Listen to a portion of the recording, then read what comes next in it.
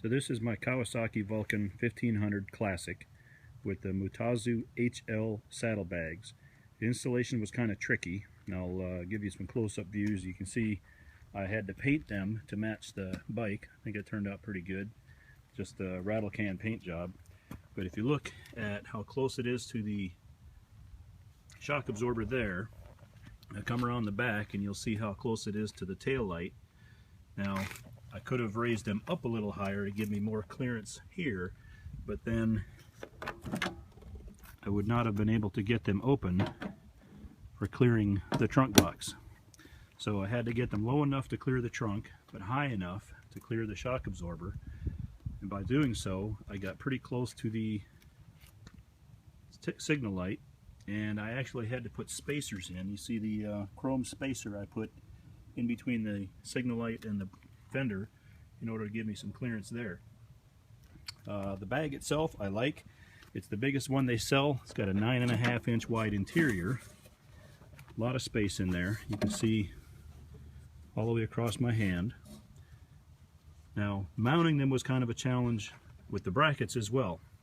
With the Kawasaki, I've got 3 mounting places. You see one there, and one there. And you see up in the front here how the bag bulges out a little bit. Well, in order to put one of those long brackets up in the front, it would have extended down beyond that hump. So I would not have been able to use both of the mounting screws. They're threaded. The Allen head screws go right into the bracket, thread right in. I could put nuts on the back, but I decided not to.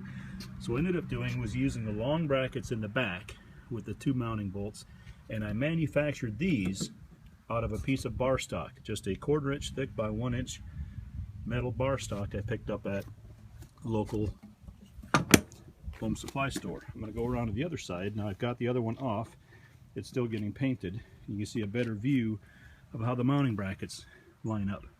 These two are kind of a upside down V to give it a lot more support, and then the one in the front here just bored holes in it, bent it to shape, sanded it down a little bit with a belt sander, and that is my 3rd bracket that goes on that little hump. Okay, this is not the Mutazu. This is the one you can pick up at eBay for about $60. It looks the same as the Mutazu, but I don't know, I haven't seen a Mutazu. The bracket's a little bit shaky. The luggage rack is good and sturdy.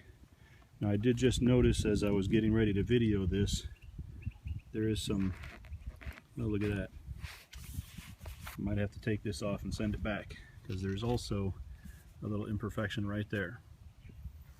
But it's a nice size, it's good and sturdy.